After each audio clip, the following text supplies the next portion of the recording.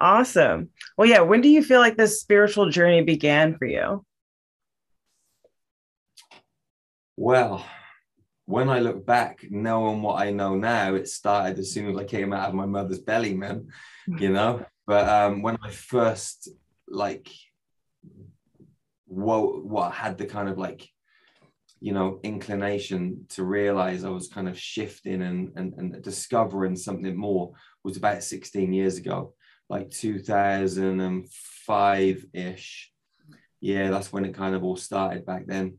Yeah, and it's been like a trail of just never ending unfoldings and events and situations that have just kind of, you know, weaved me on this path, and I tried to fight it all the time, but over the recent years I've surrendered to it. But I fought at the start like crazy because it was so different, Mhm. to what I was used to. I didn't grow up thinking, well, I didn't know, God, spirituality, the universe, all of this stuff. I thought it was nonsense, man. Yeah. Complete nonsense. Yeah.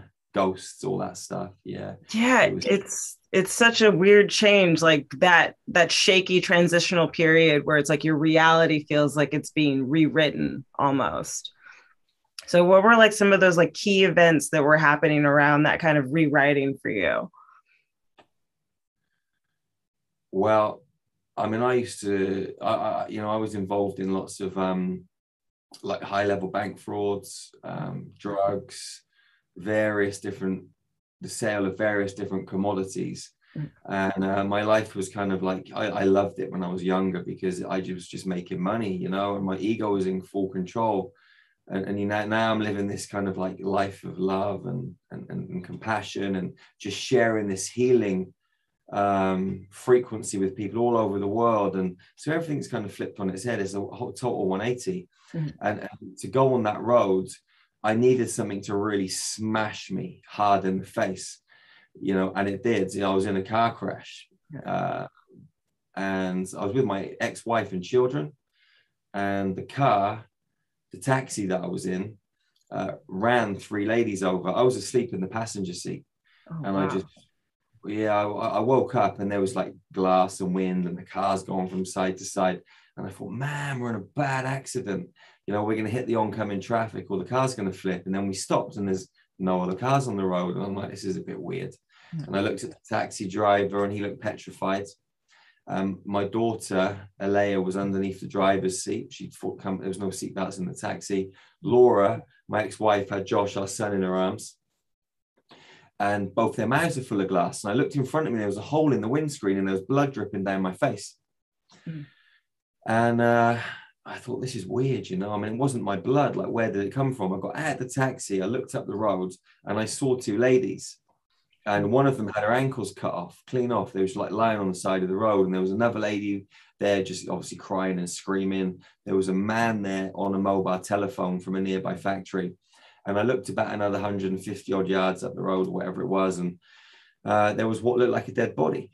And as I said, what had happened is these three ladies were crossing the road. And the first one came through the windscreen, hit me in the face whilst I was asleep, flipped over the car and died. Second one had her ankles cut off. And the third one was physically okay.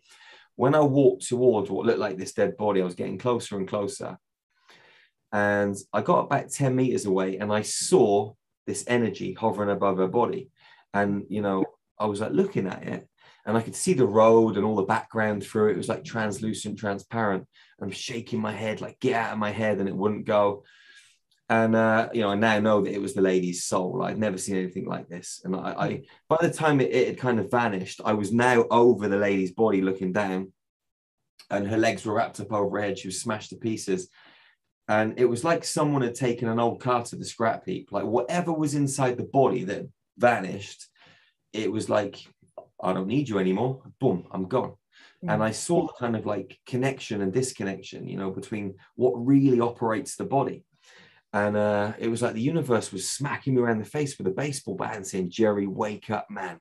Like, it was so much more than these physical bodies, but atoms and molecules and chemicals and energy. And I looked up to the heavens and I said, thank you. And I wanted a whiskey and a cigarette. I don't smoke whiskey. I don't drink whiskey and I don't smoke cigarettes, but I really wanted it. I craved it in that moment. It was like a time to celebrate. It's so weird. So that happened. And then that was kind of like my wake up call. I'd experienced a couple of interesting things that had kind of woke me up a little bit, which put me in contact with a spiritual teacher around the same time. Mm. Shortly after this, like a few months later, my ex-missus had a headache and she was lying on the bed. And I thought to myself, I can take that out of your head. I don't know why I thought it, but I just did. And I walked over to her and I saw the headache. It was green inside of her head. Mm. So I reached in and grabbed it and pulled it out. And she got up off the bed and I was like, that's a bit weird, you know, like nothing like that had ever happened before. So anyway, I just kind of took it in my stride and carried on. And then several months later, we moved to New Zealand. Mm.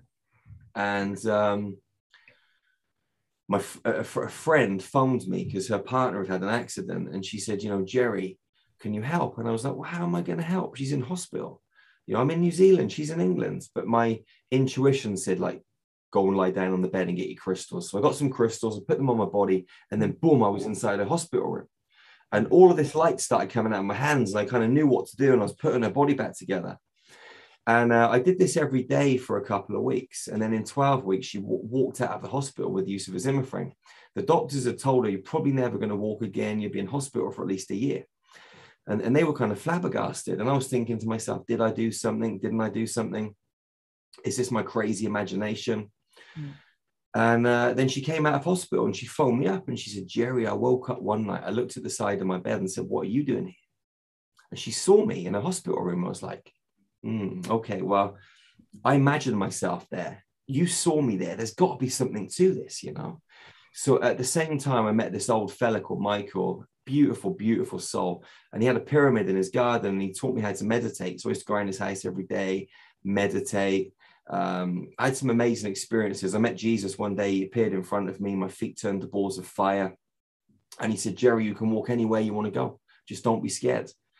I was like, nodding my head like, okay. And then he turned and he walked up these stairs in the garden. He went through a door and we're in the Last Supper. I followed him up through the door and I was sat around the table and there was food and Jesus was giving his Last Supper sermon. I looked out the window and a massive spacecraft. Never seen a spacecraft before. And they were kind of showing me the extraterrestrials had been there for a long time. And I was Matthew in this experience. Now, I stayed for a little while, got up, went back down the steps, back into the garden, back into my meditation. Then a couple of weeks later, I'm meditating with my eyes open and a little space pod lands in the garden. And there's a blue being inside of it. So I brought my light out of my body because I've been taught how to do that. Went and got in the space pod and we flew through a tunnel for 4 or 5 seconds, came out the other side. We're above water, a beach, got out of the craft, walked up the beach. And I met all these blue beings. There were like 200 of them, maybe more, maybe a few less, but about 200. And I knew they were from Lyra, and I knew that we were on Alpha Centauri. Never heard of Lyrans or Alpha Centauri, but you know, I did my research afterwards and found out that Lyrans had gone to Alpha Centauri. And I was just getting this information. I knew how long they were pregnant for. I knew what food they ate. I knew how they got their food. All of this stuff was just kind of like rising from within me, but obviously they were kind of downloading this information into me fluidly and telepathically. They gave me a hug, and the love that I felt was beyond anything that I've ever experienced. It was just magical. And, you know, I just felt like I was home. You know, I just didn't want to leave. And yeah, it was a love that I just, it's so hard to express. And you know, you can't express it with human words. So I had this experience with them, and then they kind of cleared a pathway. And I followed one of them up the beach and through some woods, this forest. And we went to this building that was made of lights, a bit like a pyramid, went into it. And there was an old Lyran being in there. It reminded me of like a chief or an elder or something. And I knelt down on the floor and all of this orange light started pouring down into my head full of cold. And this went on for a little while. It stopped. 2 of these beings picked me up and they frog marched me back to the space pod, stuck me inside, flew me back through the tunnel. I was back in the garden, back in my meditation. And then nothing else happened for a couple of years. And we'd started a health and fitness center, a mixed martial arts gym in New Zealand. It was going really well. I was on TV doing workouts for people at home and all sorts of stuff. And I woke up one day and I knew we had to go back to England. And my missus and kids were like, you're nuts. There's no way we're going back to England. We've just moved here, like everything's going really, really well. Like, we've set up shop and we've got a house and we've got a business. I was like, I don't know why we got to go back. And they were like, no, we're not going. So I badgered them every day for a couple of weeks. We got to go, we got to go, we got to go. And in the end, they said, okay, let's do it. So we packed our bags, put a manager in charge of the gym, flew back to England. And that's when everything went into overdrive. I was out running one day. I saw these fairies flying around a tree and I stopped and I'm looking again, like shaking my head, like, they really there. And then an angel came down. He said, my name's Archangel Gabriel. You need to write a book. So I said, well, what's it called? He said, Into the Light. So I ran home, opened up my laptop, and I wrote this book in 4 weeks, published it. As soon as I published it, I started seeing this geometry in the empty space. And I still see it now. It's never gone away. And it's the same geometry that I had in that orange download of light. Mm-hmm. I was asking my guides, what am I supposed to do with it? They said, you need to meditate more. So I started getting up every morning at 5 with my son, Josh, and we'd meditate for 2 hours and we'd go to these ancient mystery schools underneath the pyramids. And we were sat in these old like wooden desks and I'd look and there was loads of other human beings in there from all over the world. And this man was showing us these scrolls and he was opening them, and on the scrolls were these codes. And it was the same codes that I was seeing in the space, same codes I got in the orange download of light. And we went every day for 9 months for 2 hours and they were showing us how to use the codes to heal people. And then people started coming into my life that needed healing. And I was like, let me just see if this stuff works.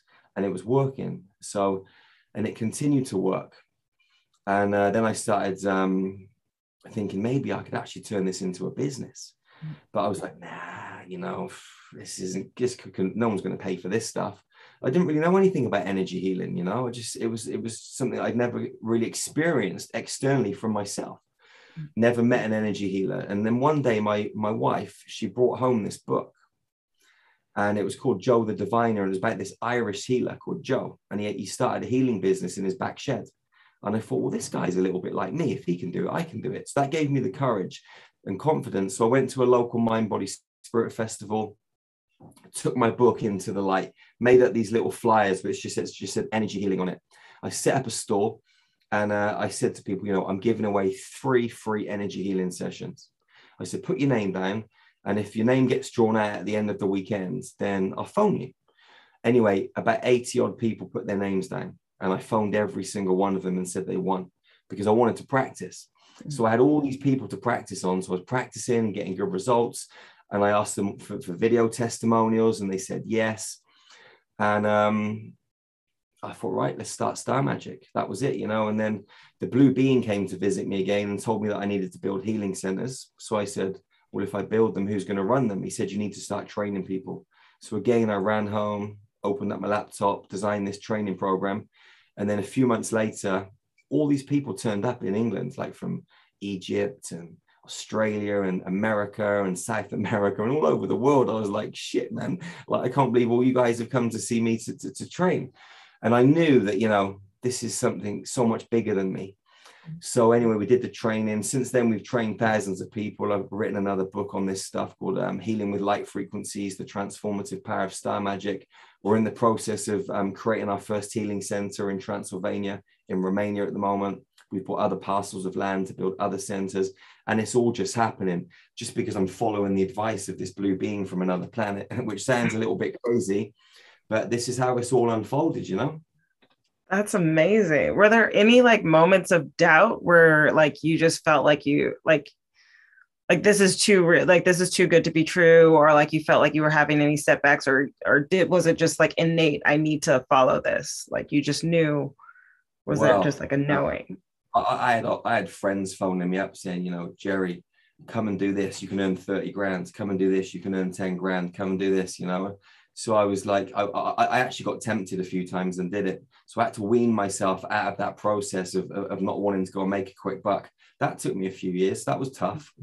There was another thing that happened to me when we moved back from New Zealand. I got arrested at the passport office for something that happened back in 2007. I got arrested for holding a false passport and conspiracy to defraud the Bank of Scotland. So I went, I was looking at 10 years in prison. And anyway, what happened? I went to see a friend of mine And I said, listen, this has happened. I said, what am I going to do about this situation? And he introduced me to a lawyer. And this lawyer had been through law school, and, you know, he'd been a lawyer for a little while. And he dropped out of it because he saw the corruption in the law system, in the legal system.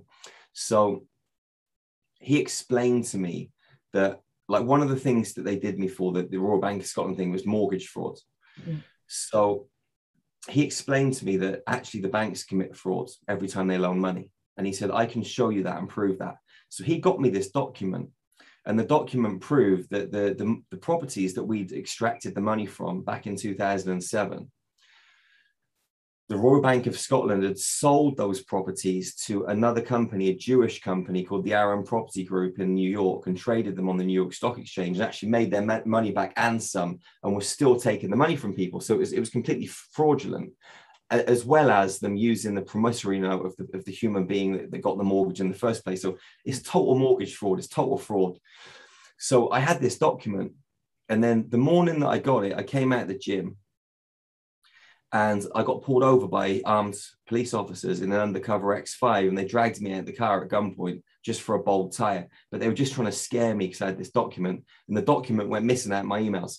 I ended up getting the document back again through my friends, and I took it to the police station when I went for bail.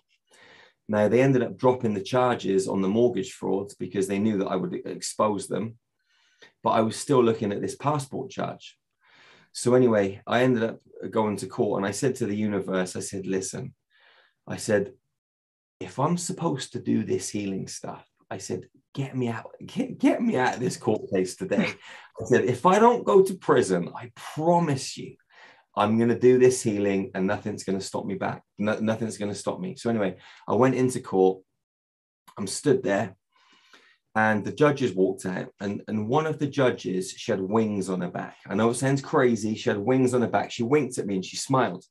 I was like, oh my God, I'm going to get off this. I just knew it straight away. So the prosecution came out. They gave their side of the story. I gave my side of the story, all this sort of stuff. They went out, they deliberated for a little while. They came back in, and they said, and actually when they walked back in, the judge smiled at me again. They said, Mr. Sargeant, we can see that you're a changed man. We're going to give you a 1-year conditional discharge and an £80 court fee. You're free to go. And I was like, it was like, that was it. There was no way I could ever turn back then. Mm-hmm. You know, that was my commitment. And from that point forwards, it was just do it. Whatever it takes, just do it. And don't say no, you know? Mm-hmm.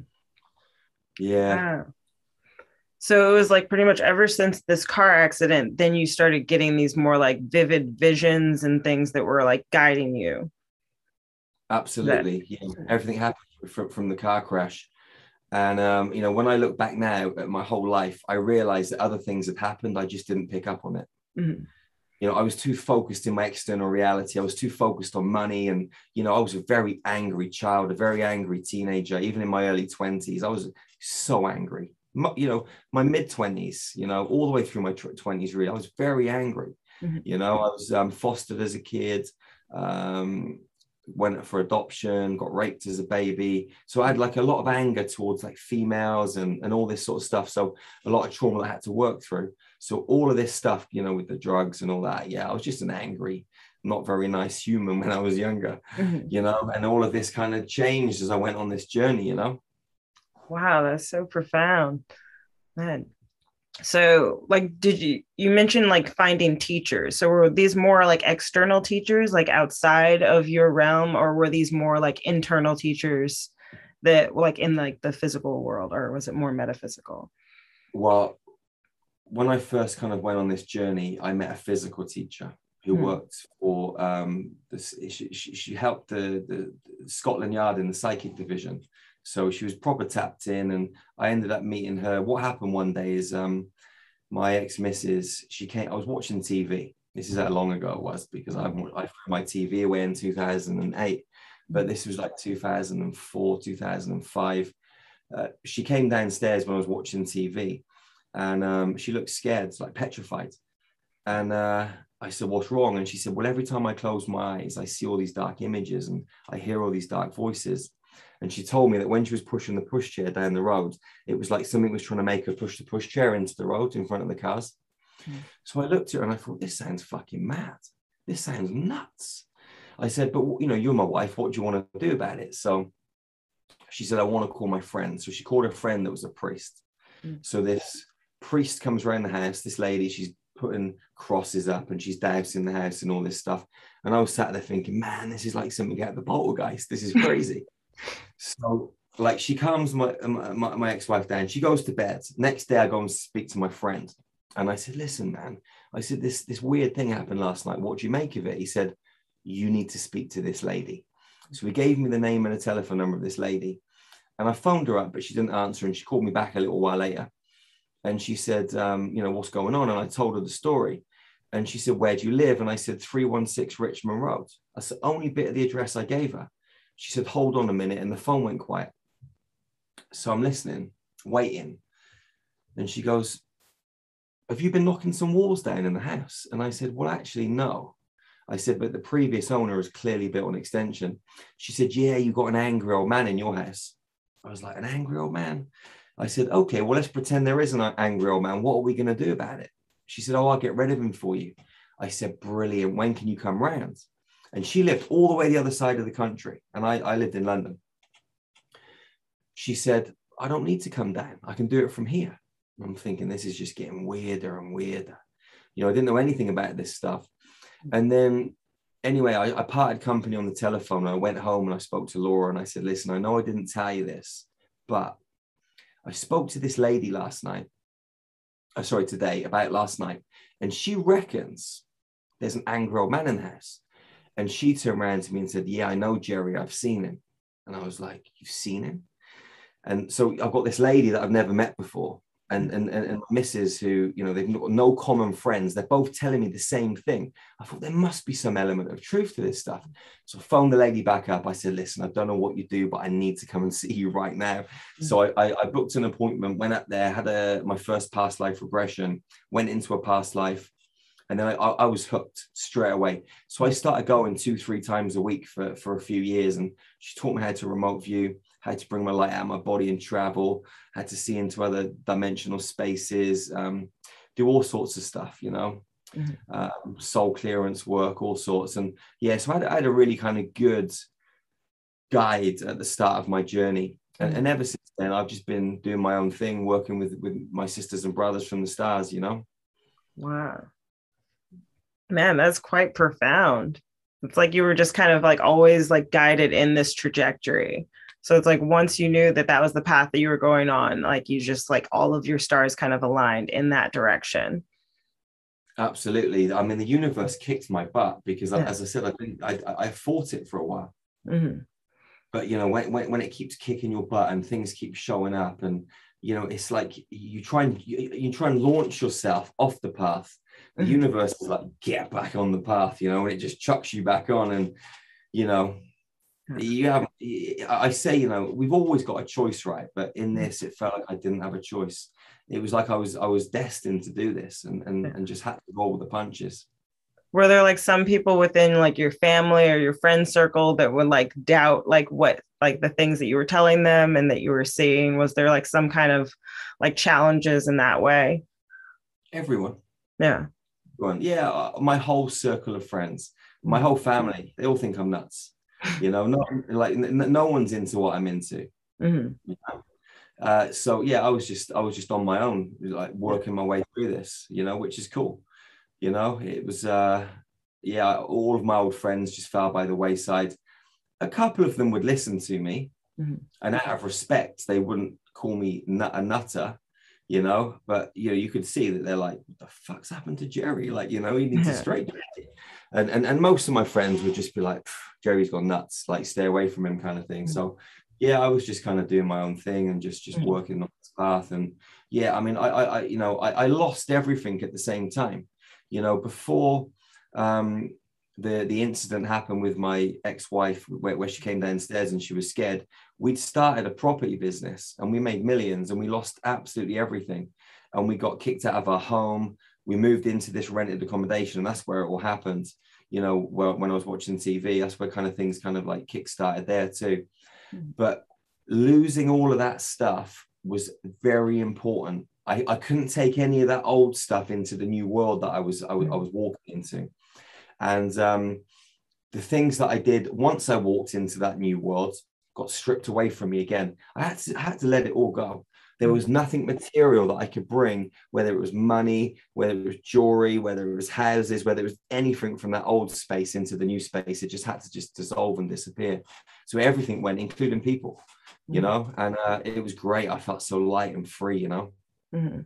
Yeah, it was like literally like a physical lightness. Like you almost feel like your whole essence is lighter because it's like all of that stuff that was like tethering you to this old self, everything that was holding you down, it was just like it was lifted. So it's like, were things coming faster than at that time once you like fully did release all of those things? Would it be like you could see things easier, see things clearer? I mean,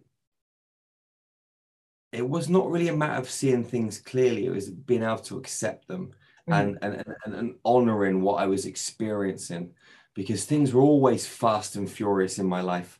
But I picked and chose, you know, what was I wanted to engage in and what I didn't. And, you know, with this stuff, as I was moving forwards, everything was fast and furious.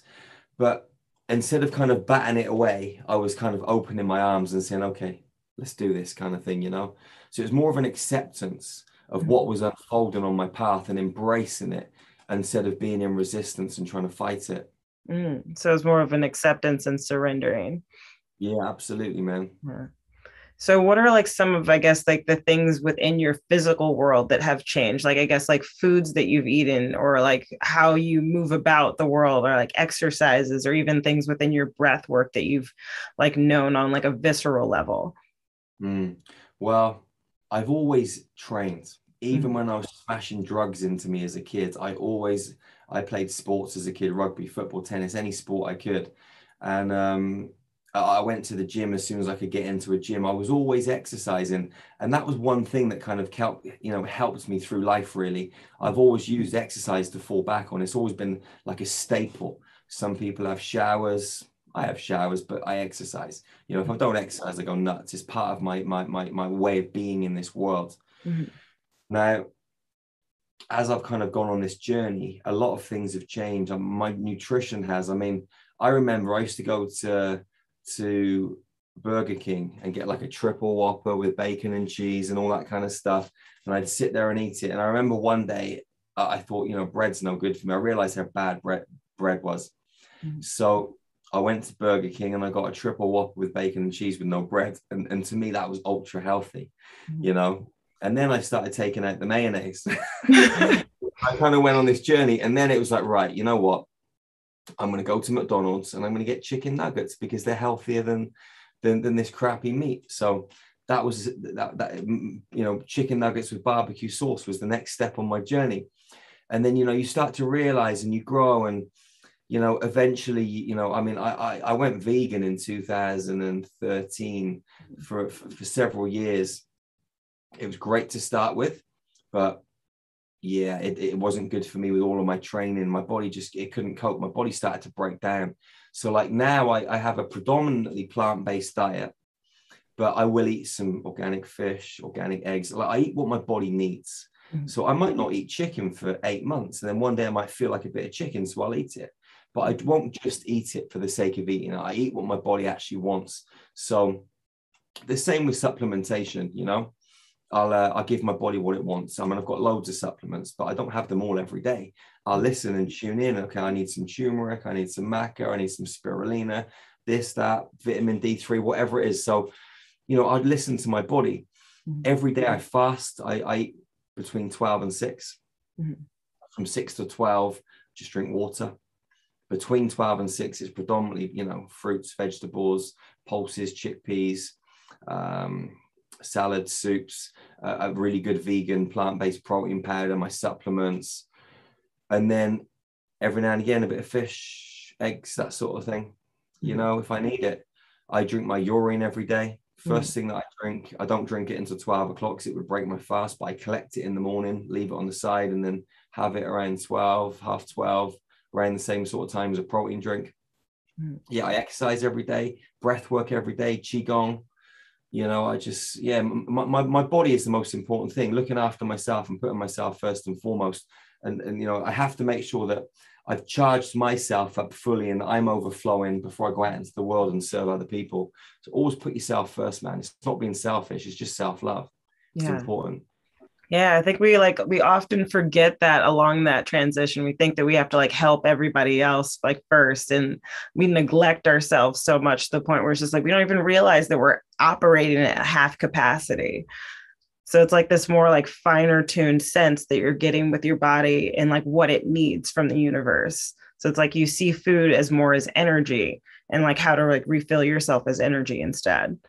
Yeah, I look at my body as like an engine, like a car.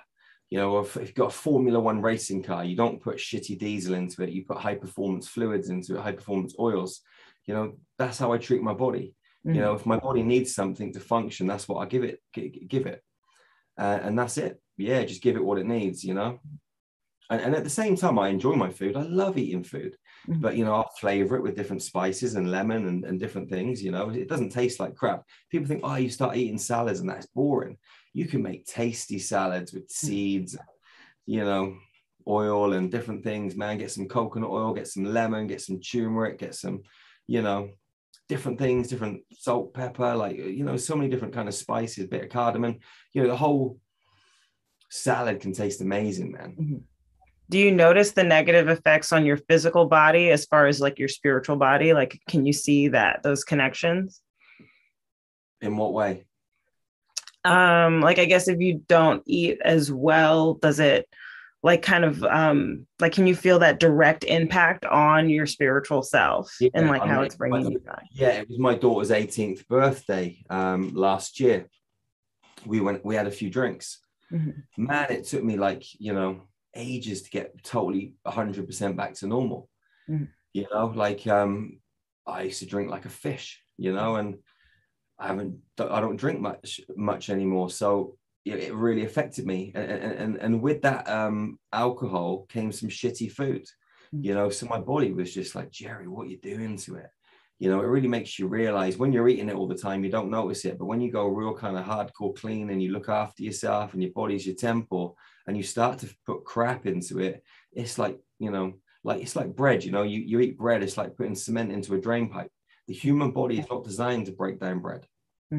So putting crap into your system blocks up your system. So yeah, definitely notice it. Yeah.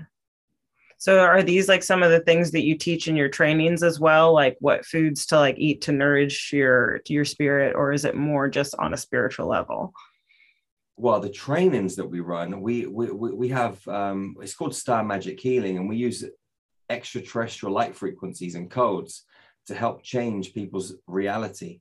So if someone comes to us with some kind of disease, injury, illness, we're able to go into the quantum field and change and edit the fabric of their coding, okay? Because every single human being is like a biological computer, okay? You've got a body and a brain, and the body and the brain is plugged into information streams in the quantum field. We go into the back end of the computer and we change the coding, and that has physical, verifiable, quick results that last on the front end, which could be a tumor going, heart repair, and whatever it is. It can be business performance, all sorts. It's like a computer. If a computer screen is green and you want to make it blue, you go into the back end, you change the code, and it changes, from blue to green on the front end. A human body is no different. You've just got to know how to program, reprogram the code in the quantum field. And this is what we show people. And we don't teach people anything. We help them remember. Because I'm not a guru, I'm not a teacher, I'm not a shaman, I'm just a normal human being, just like you and everyone else. And I used to smuggle drugs for a living. If I can change my life and help people heal on this massive scale, everyone can. There's no excuses. You've just got to be shown the way. And what we've done is we've created a formula to help any human being on the planet remember star magic and help to heal themselves, their family, friends, start a healing business. We've got 4 different levels of training. And what we're doing is we're training people to work in our healing centers, to create magic in our healing centers when they're open. And the first one will be open in November 2023. Oh, wow. Is that going to be in the UK or in the States? In Romania, Transylvania and Romania, up in the mountains. Yeah. Yeah. So it's just going to be a center where people can come and be healed and learn to heal themselves as well. Well, they can come to be healed, or they can come to learn too. You know, there's going to be a number of different options. We're going to be able to sleep 100 people in there, 100 kind of students at any one time. I don't like the word students, but you know, best word is coming out of me right now. But 100 students will come and they can stay there. I mean, there's going to be horse healing. There's going to be a gym, there's going to be massage, there's going to be healing rooms, there's going to be spas, meditation rooms, library, permaculture, gardens, Zen gardens, the whole 9 yards, ice baths, different things. There'll be a gym there. Yeah, it's going to be absolutely incredible. And the whole thing's going to be built out of sacred geometry, spiralized new earth mathematics. So just go into the place, you're going to feel immense healing. But that coupled with what we do, it's just going to be firepower. So yeah, and we're gonna build 13 of them spread around the grids on the planet. Wow. So was that moment with your friend in the hospital like the first time that you realized that you could heal other people, not just yourself? It was my wife with the headache. That was the first time. That was the first time. Yeah, and that was just a headache, and it didn't really seem like too much. But then the friend in the hospital, yeah, I mean, I still was not sure whether I had anything to do with it until she told me she saw me there. Yeah, and then I realized that I had an influence in what took place. Yeah, and then different things just kept happening, you know. And the thing is, like, when you keep having these experiences and real things happen, like, you know, you get this physical things are changing in people's lives, you can't knock it, and you start to build confidence, and the more confidence you get, the better you get, because you're willing to come and put yourself in these situations, you know, and the more you can surrender to these situations and become one with source, one with the universe, one with your heart, and just express your own divinity, it kind of takes care of itself. You just become a facilitator, and the universal frequency runs through you, and you kind of hold space for your own experience within the field of the other human being's consciousness, and you just create an environment so they can self-heal. And this is what we always say to people when we're training them, like, we can't show you how to heal people. You are not an energy healer. What we can do is show you how to facilitate the process, to create the environment so they can self-heal. No one ever really actually heals anyone. They just create certain things within the field that allow the healing to take place in the human being in question, or the animal, or whatever it is. Wow. So it's more about like just holding that space and opening up those vibrations for that other person to then open that up within their self.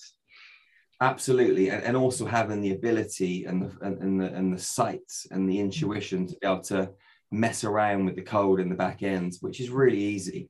You've got to be shown how to do it. It's a very playful experience. Wow.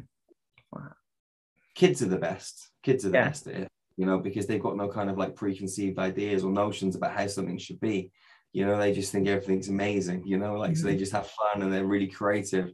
Adults are a little bit kind of jarred through their education and a little bit kind of, you know, wired and rewired in not the best fashion to, you know, work with what's happening in the right brain and the heart. Everybody's, you know, in this kind of left brain and this male logical structured side. So we need to take them out of there into here and into here. And that's where the magic happens. Wow.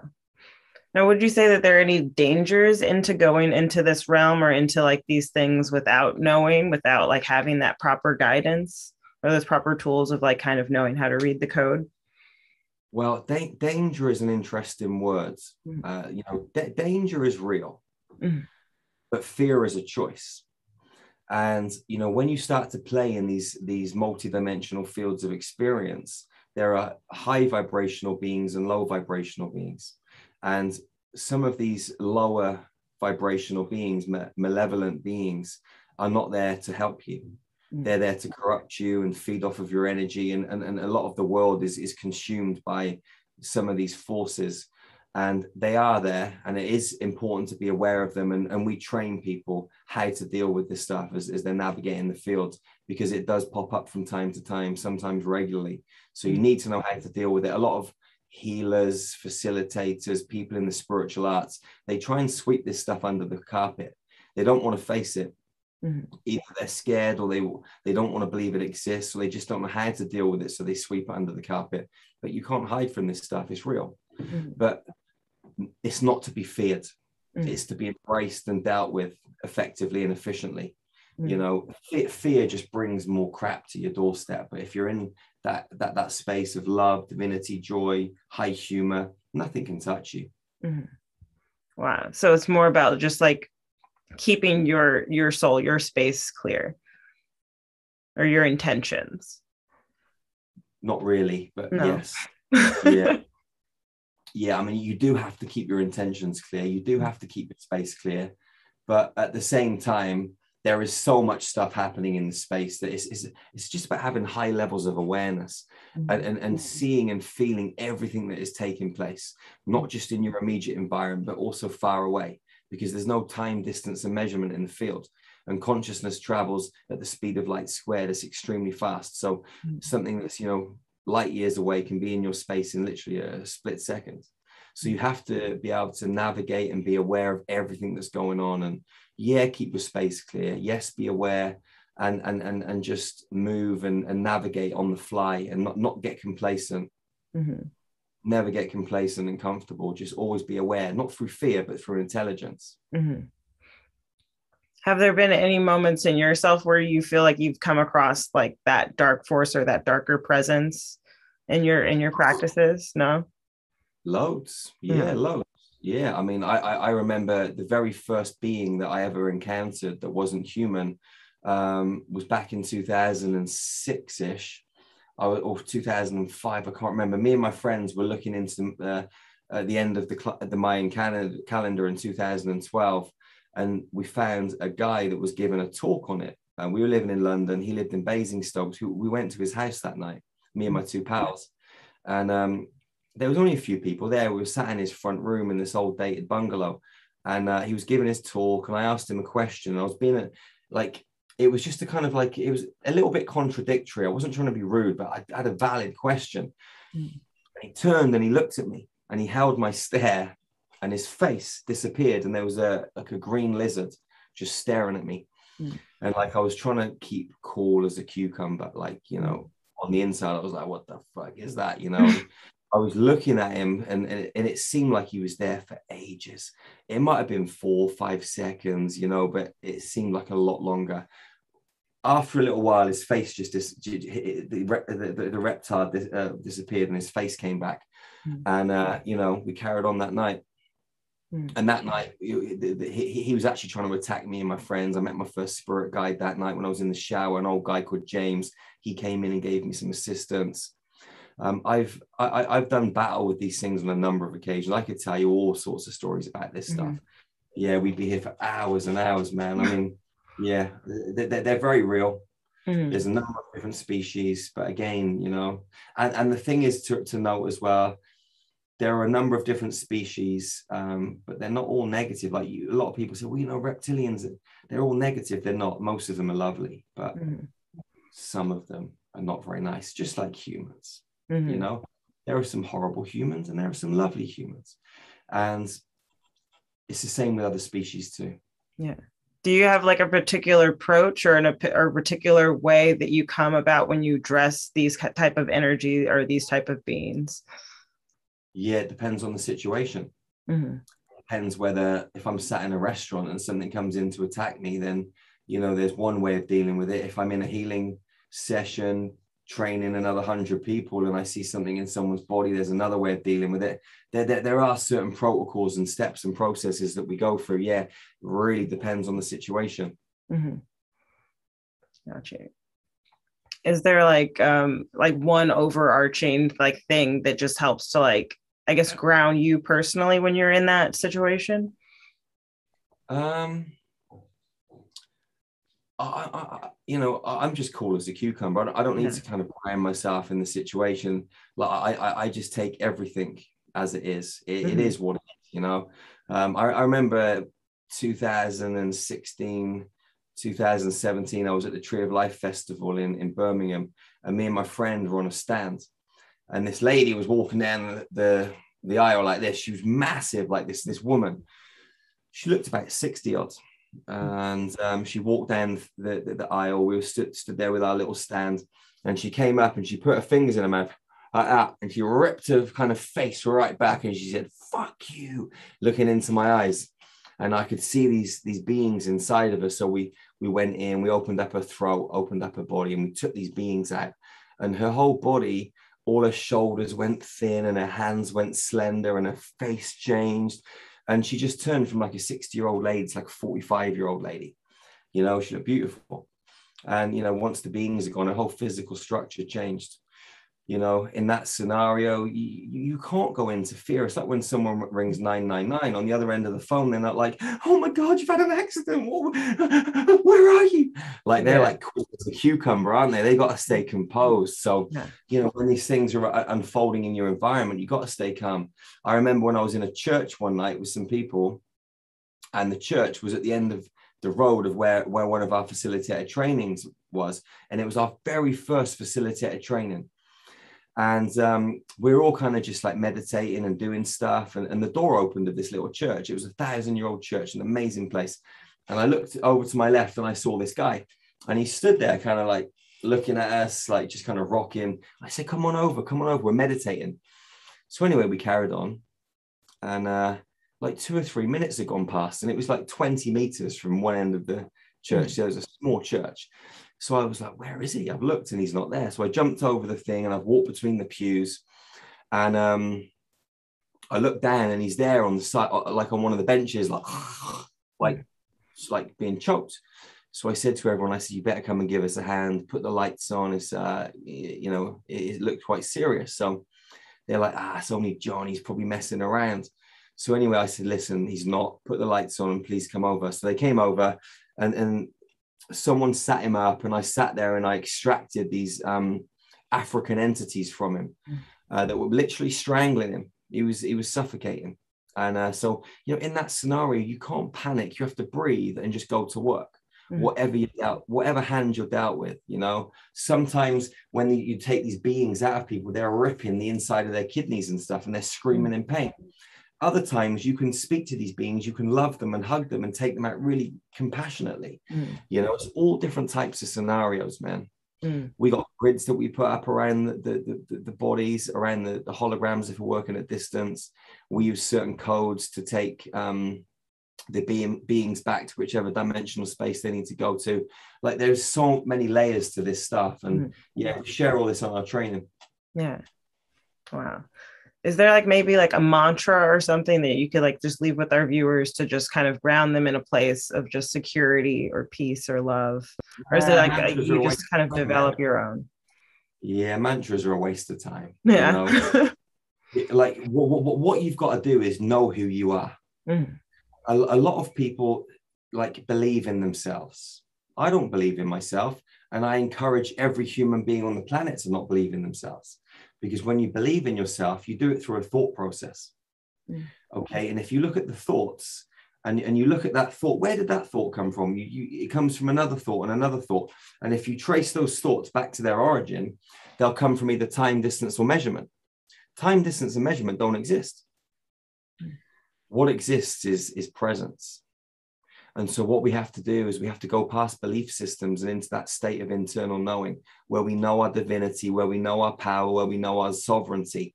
And we allow that inner lioness and inner lion or inner lioness, that God, that goddess energy to rise to the surface, that Christed light that runs through our central column. When you're in touch with that, mantras become obsolete, thoughts become obsolete. You just are what you are. And that is an internal knowing that supersedes any belief system. And that is where the power is. And that's what you've got to connect with and cultivate and allow yourself to be. Nothing can mess with you then. Wow. Thank you. That was beautiful. Thank you so much for like just giving your time for me. Thank you so much for answering all these questions. It's been such a pleasure to like learn and hear your story and hear about your trainings and hear about all of this. I'm so excited for what you're doing for the planet, for the world, for everybody, for all living beings out there. Just like the love that you share, it's so genuine. And I see that. Thank you for having me, Foster. It was lovely to meet you and lovely to share with you. And thanks for being in this space with me. Thank you so much. Thank you so much. I hope you have an amazing and wonderful day. Enjoy the rest of it. You too, Star Sister. You take care, yeah? Thank you. Bye now. Take care.